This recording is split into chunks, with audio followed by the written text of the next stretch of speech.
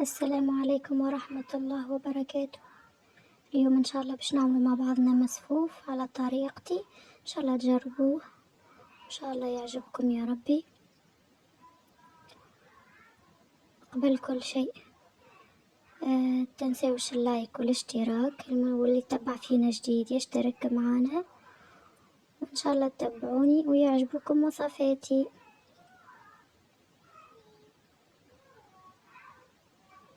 بنا إن شاء الله تجربوه، كله منفعة للكبار وللصغار. أول حاجة خذينا سميد ذيل متوسط ولا الخمسة يسي، خذيت 3 صحفات بالصحفة هذيك. الكمية هذي حكاية رطل، الكمية هذي متاع 6-7 من الناس، تنجم تنقص معناها كما انتي تحب، تنقص وتزيد كما تحب. حطيت شطر كيس ولا أكثر شوية زيت زيتونة.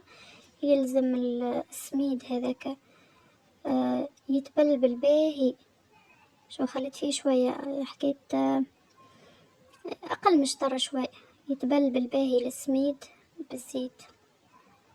ومن بعد تحطه يفور، تسخن ماء تخليه يغلي وتحط في كسكاس وتخليه يفور على روحه. هاك الماء يغلي تخليه يفور من غير لا تزيد ولا ماء حتى شيء. تخليه يفور حكيت ساعة غير ربع، الطفيرة الأولى طويلة شوي، يفور برشا وهو هكاكا شايح بالزيت أكهو. وبعد تصب عليه من الماء متاعه اللي يغلي تحته، هذاك اللي يغلي عليه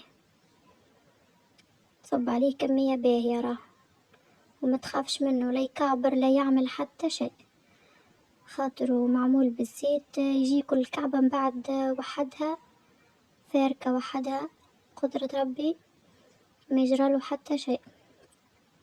جيت نعمل فيه بداية سخون، الحقيقة رجعت نعمل بالمغرفة، تحاول تحل الكعابر اللي فيه، كان حسيته مازال ناقص تزيدو. في نفس الوقت تبدا محضرة هكا ماء سخون آخر باش تحط تكمل تفور عليه، خاطر الماء هذاك استعملته هكا. توا نعبيه الكسكسي بعد ما صبين عليه الماء سخون، ترجعوا للكسكسي يفور على روحه، زيدوا طفيرة أخرى.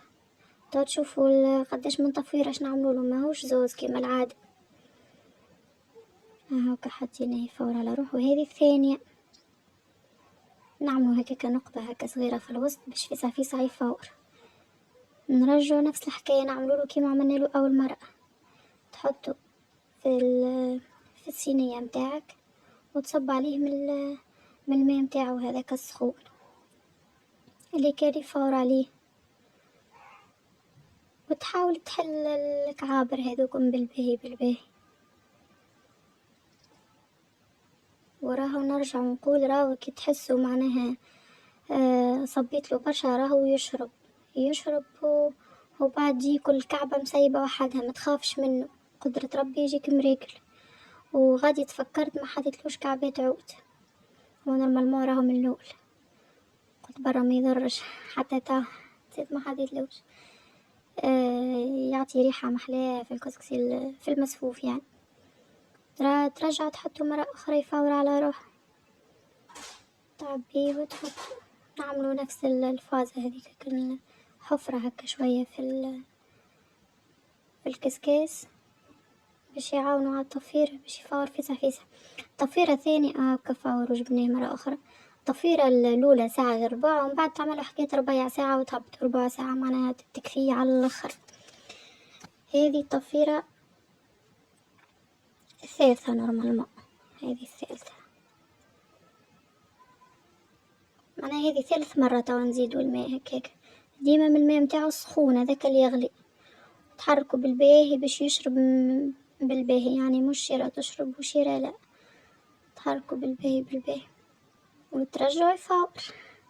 هذه رابعة طفيرة، هذه رابعة واحدة هكا. مصلي على النبي يا زاد الكسكسي بالباهي ما غير لا كسكسناه لحد شي. وهو سميد راه هو سميد استعملناه هكا نحطوه يفور على روحه.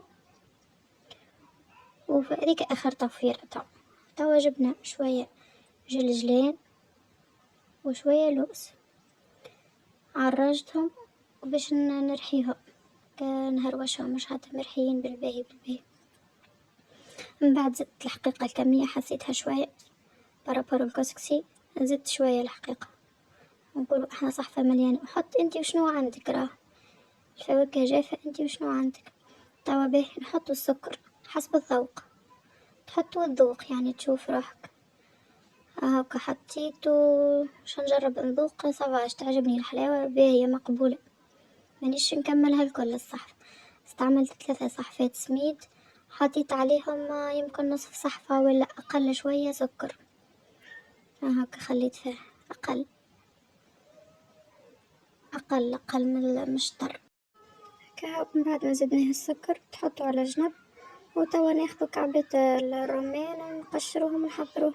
ناخدو الرمان متاعنا، هذه زادة طريقة سهلة تنجم تفرك بها الرمان فيسع فيسع، تقعدش هكا بشوي تحلها الكعبة، تحيلها النوارة ذيك متاعها، وبعد كيكا تشقها كيك على 4، تخليها لاصقة من الوسط وتقلبها وتضرب بمغرفة يهبط الكل.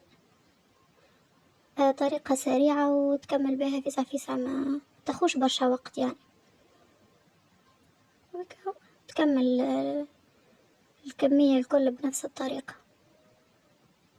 هيك طريقة سهلة وما يعني في ساعة تكمل يعني الكونتيتي اللي عندك أسرع معناه.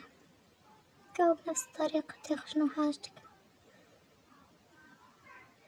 هيك يطيحوا شوية زاد قشور تنجم تنحيهم كما تنجم والله تاكلهم عادي معناه، خاطر هذوكم بالنسبة اللي عنده المعدة وكل يغلفوا المعدة معناه عادي. قشور الرمان عاديين على الآخر هذوكم من داخل، وما حتى من برا عندهم عدة استعمالات.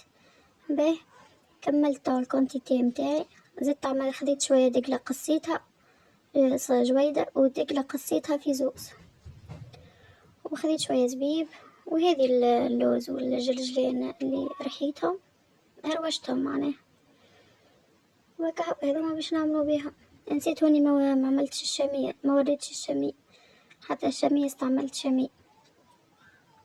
هذا توا الكسكسي متاعنا بعد ما حطيت له السكر مع السخانة متاعو تحل السكر بالباهي، وما نستحقوش نزيدوه راهو زيت زيتونة، راهو ما شاء الله فيه زيت زيتونة جو باهي معناه ما يستحقش.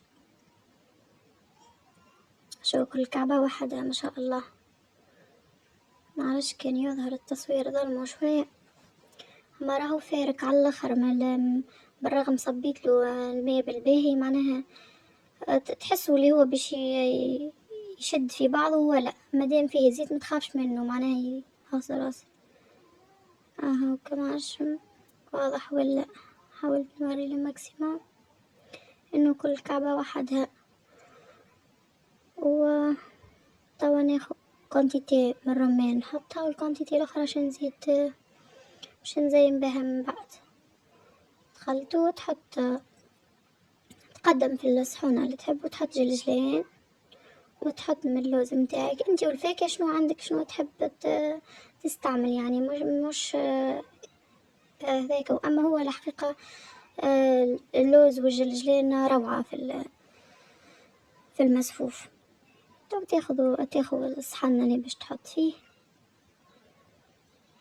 وتتفنن فيه كما تحب تخلطه، خاطر كل واحد احنا في العائلة شنو يحب يعني. تحب فما شكون ياكل الزبيب، فما شكون ما ياكلش، فما شكون ياكل الدقلة، فما شكون ما ياكلش. هاو كان نحط كل واحد وشنو يحب، تزين باللي تحب.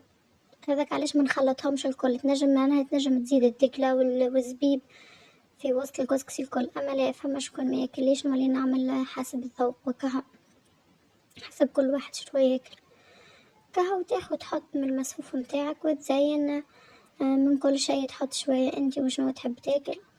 هذه الشامية زادة حطيت دقلة وزبيب ولوز مهروش وجلجلين وشامية، والدقلة هذيك اللي قصيتها زادة في زوز زينت بكعبة لوز.